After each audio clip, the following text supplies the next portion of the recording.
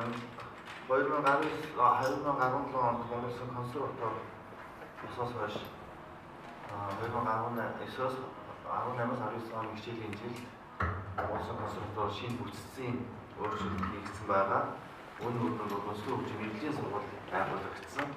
Үндэсний хөгжлийн мэргэжлийн сургуулиуд дотор Үндэсний хөгжлийн тэнхим хамгийн онцлог нь болохоор зэрэг язгуур урлагийн тэнхим байгуулагдсан. Язгуур урлагийн тэнхим байгуулагдсанаараа язгуур урлагийнхаа сан бүрдүүлэх мөн цаашлуулах угсаалтын сул руу орох ийм том болцоотой үйл хаалга нэгдсэн. Монгол Улсын консерватор 4 сарын 20-нд төрийн солилголт хардсан жижиг мөрдөрж гончиг суглаа нарын 100 жилийн ой тоглолтыг Төв аймгийн Монгол Тургтын театрт хамтарсан гала тоглолтоор эхлүүлснээр бас бидний хамгийн том зохион байгуулж байгаа соён гэгэрүүл хаямаа хэлсэн.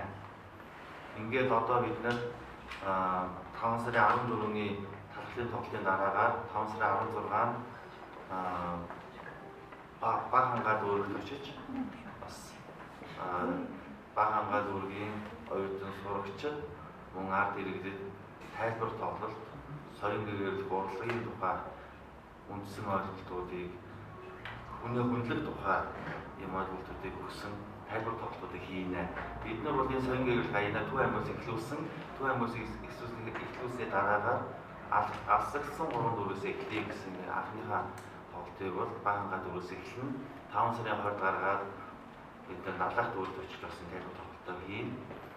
6 сарын 14-нд Багнуур дүүрэгт бас энэ тайлбар тоглолт дүрмэнд тоглолтыг хийн. Үүний хажуугаар Монгол Улсын консерватороос нийгэмд үлээсэн үүргээ хүлээж мантийн засан хүмүүжүүлэх анги мөн Багнуур дүүрэгт бас засан хүмүүжүүлэх ангиудын тэр хүмүүжигч нарт бас өнөөдрийн Монголын урлагийнхаа дээжийг толилуулж тэр хүмүүс нийгмийн амьдралыг танилцуулсан соён гэгэрүүл энэ талаар лекц уншсан ийм тайлбар тоглолтуудыг хийнэ. Тэгэхээр энэ бас үйл ажиллагаануудын таамаглаж дэмжиж ажиллаарай гэж хүсэж байна. 5 сарын 14-нд болох Дүүрэг Жиргэний театрт тоглох талхлын тоглолт маань болохоор зэрэг Монгол Улсын консерватор 82 дахь жилийнхээ нэг төсөлтийг энэ жил хийгч байна. Тэгэхээр энэ олон жил бий болсон Монгол Улсын консерваторын консерватор болтлоо хөгжин дэвссэн энийгээ бол улс нийгэмдээ ард иргэдтэй хамт олондоо бүх хүмүүс бид нар талархаж одоо энэ консерватор хэмээх айлыг нэг төртөөр авч явна та бүхэндээ талархлаа гэсэн үднээс бид нар талхын тоглолтыг Монгол урлагийн их хундраг нэртэйгээр жил болгон зохион байгуулахаар ингэ төлөвлөсөн юм аа. Ингээд тоглолтын үнд маань бол Үндэсний найрал хөгжим гэдэг бол 108 хүний бүрэлдэхүүнтэй Үндэсний найрал хөгжим тоглолт нь Үндэсний найрал хөгжим бүтээлд бол манай Монгол консерваторийн багш хөгжим зохиол төрийн солилголт мөн Монгол Улсын консерваторийн бас багш хөгжим зохиол алтан гэрэл нарын бүтээлүүдийг бид нар ард түмэнд анх удаа хүргэнэ. Ийм онцлог тогтолцоно. Та бүхэнд бас манай тоглолтыг үзэж хүсэж байна. Баярлалаа.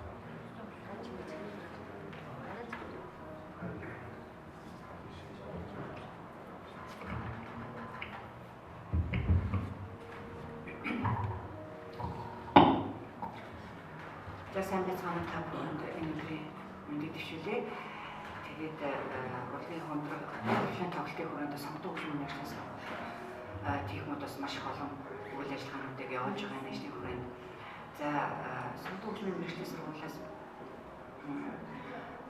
олон улсын чанартай болон улсын дотоодын уралдаануудыг бол одоо зохион байгуулж байгаа. Түүнээс торлоход олон улсын чанартай нэрмжих улсад 4 сарын 8-13-ны хооронд зохиогдсон Хяраны нэрмжлэг морин хэлжтэй уралдаанд манай сурагчид оролцоод ирсэн. Тэгээд маш амжилттай 1-2-3 дугаар байранд эзлээд ирлээ.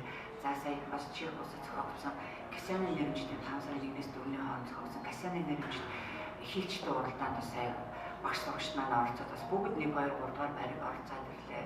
За улаан хотод зохиогдсон Зимний санаатай энэ фестивал уралдаанд манай Үлээврийн Шичбаатар агшин 5 сурагч оролцоод бас бүгд амжилттай оролцоод ирлээ. Энэ бас юу харуулж байна гэхээр ер нь манай сурагчдын бас энэ сурлагын үзүүлэлт төвшин бид нар бол дэлхийд бол бүлээн зөвшөөрөгдсөн байна. Манай консерваторийн сургалт төвшин бол ерөнхийдөө аль хэдийн бүлээн зөвшөөрөгдсөн байна. Энэ бол энэ уралдаан конкурст орсон хүмүүсийн маань багш нарын болон хүмүүсийн маань амжилтаар бол харагдаж байна.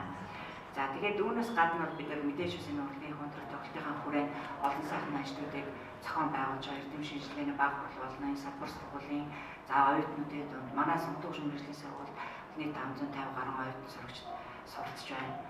За тэгээд мэдээж Монголын сор болсон үе үеийн сайхан ахмад уран бүтээлчдэр манай Монгол Улсын консерваториуд түрэн гарсан байдаг. Тэгэхээр үнэхээр энэ урлагийн уурхай болсон энэ консерватори бол одоо үе үеийн одоо сайхан төгсөгчдод одоо мэргэжлийн олон энэ урлагийн байгууллагад ажиллаж байна. Дуур бүжгийн хэлтвийн театр, за Монгол Улсын филармони, симфони оркеструуд тийм ээ үндэсний урлагийн театр гэдэг ингээд тэгэхээр үнэхээр их уурхай болсон одоо энэ сургуулийн маань одоо энэ сайхан тоглолт бол одоо 14-нд болох чинь тэгэхээр энэ тоглолтод бол бид бүхэн зөвхөн одоо энд манай сурагч төдийгүй манай сургуулийг төгссөн төгсөгчд маань багш нар оюутан сурагчд оролцож байгаамаа. За тэгээд энэ 5 сарын 13-нд бас яг энэ их өндөр тоглолтын хүрээнд мэргэжлийн төгөлдөр хүрээнд ихний багш нарын сайхан тайлан тоглолт болох гэж байна.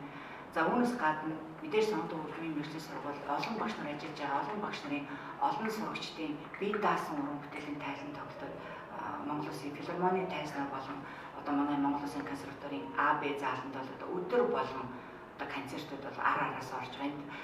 Тавигдж байгаа. За гаднаас бол маш их олон үзэгчид ирж байгаа. Тэгээд үнэхээр энэ бол юг харуулж байна гэхээр үнэхээр одоо манай энэ консерватор бүтэц өөрчлөгдсөнтэйгээр холбогдуулаад бас үнэхээр манай энэ уран бүтээлийн болон энэ эрдэм шинжилгээний энэ ажлууд бол одоо маш гэрч хүчтэй, маш уршаа явж байгаа юм бас тийм илэрхийлэл юм аа. Тэгэхээр та бүхний бас энэ урлагийн хондрог тахлын тоглолтод бас хүрэлцэн ирээрээ. Тэгээд үнэхээр манай энэ сургуулийн уран бүтээлчдийн маань бас тоглолтыг таалан сонирхороо гэж бодож байна.